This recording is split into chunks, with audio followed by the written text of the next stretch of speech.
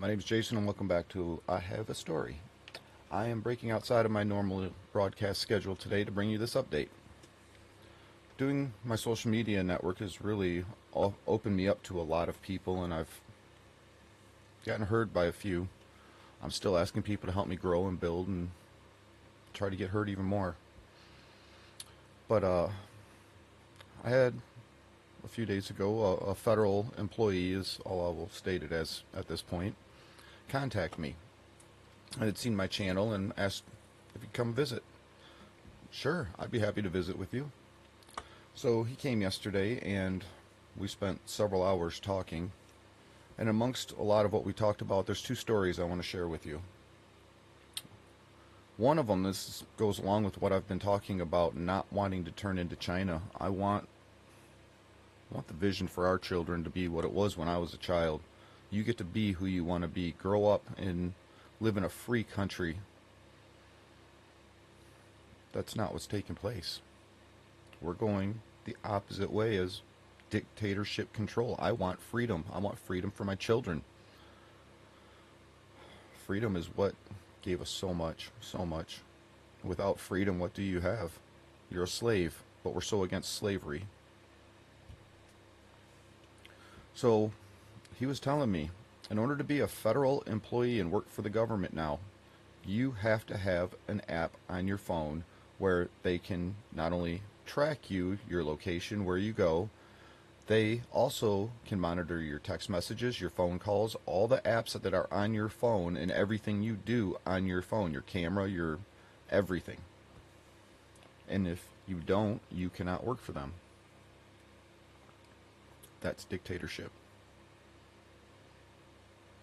He was also telling me this even goes for construction workers and non what you would consider like desk type or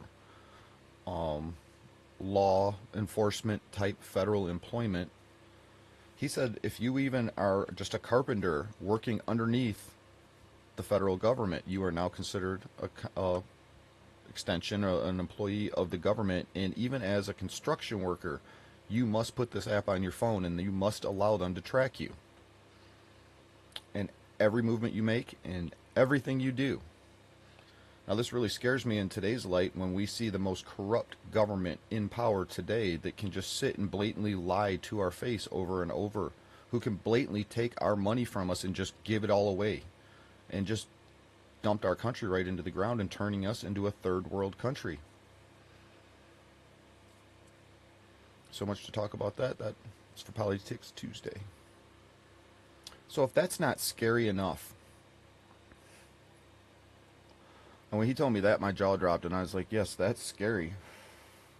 Especially when we've already seen this implemented to the citizens of China. If the government can do it to its own people, then what's stopping it from doing it, or to its own employees, what's stopping it from being implemented to us, the people, and being forced upon us?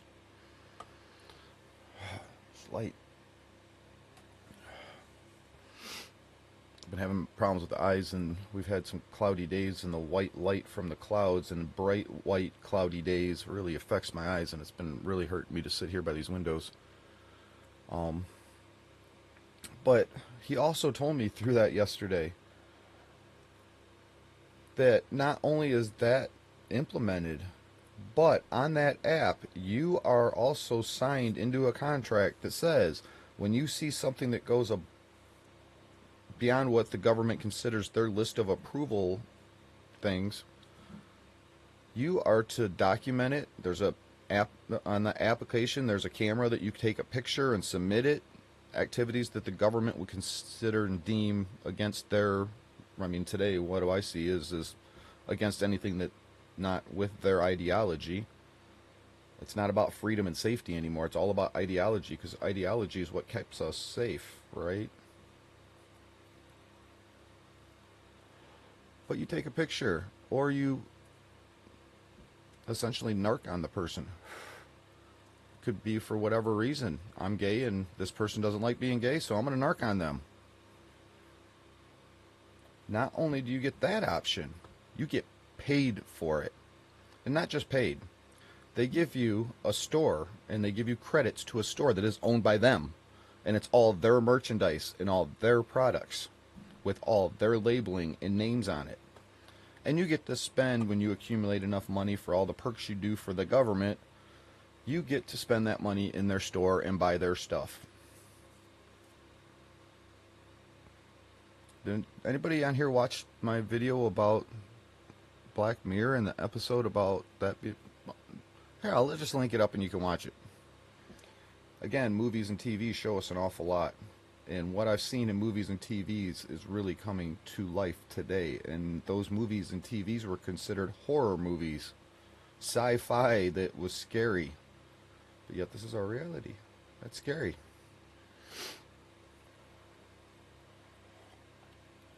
I'll give you a few seconds to let that all sink in. Because I was all just, I mean, so much of what he told me yesterday, I was all shocked. Just wow. So on top of that, he was also telling me that he's seen some of my videos about fathers' rights. He told me that there is a federal employee that he is aware of that makes $38 an hour. This man works 70 hours a week. How much do you think his take-home pay would be and should be? I'll let this ding, ding, ding, ding, ding, ding, ding. All right. He gets his take-home after he pays his taxes at, what is it, like 45% taxes, and then he has to pay his ex-wife because she is not even obligated to work. A man is just a dollar sign and a paycheck. But yet we're supposed to believe in freedom and sanctuary to everybody else in the world, right? Fairness and equality, while we slap you in the face with the opposite. This man takes home $500 a week. $38 an hour, 70 hours a week, $500 a week is his take home. Because his ex is not required to work, so her income is zero, and she doesn't work. Why would she have to? He still gets to pay for her. He can't live in a house of his own, but he gets to pay for her to have one. And somehow he's supposed to still provide for the kids and be a parent and a father, right? I know so many of these stories. So many people have come out to me, talked to me. An ambulance worker, an actual EMT who, I mean, if you came out of high school and went to college and became an EMT, that kind of shows you're a good-hearted person, does it not? He lives in that ambulance now because he can't afford a house. Because he has to pay her most of his paycheck. How do you live? But again, we're supposed to believe in equality, fairness. Don't be biased, but we're going to slap you in the face with bias. Get back to work, slave. This is wrong. I've had enough of it. We are human beings.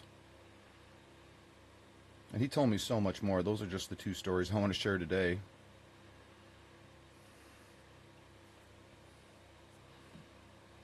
It's not right. It's not right for the children involved in all of it.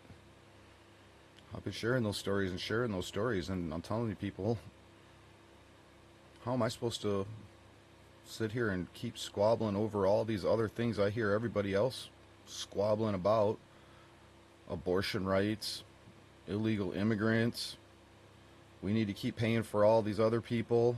I'm not supposed to believe in slavery. I'm supposed to believe in equality, but yet I'm being treated like a slave. Again, this is all coming into my mental health and awareness. I mean, you put it all together.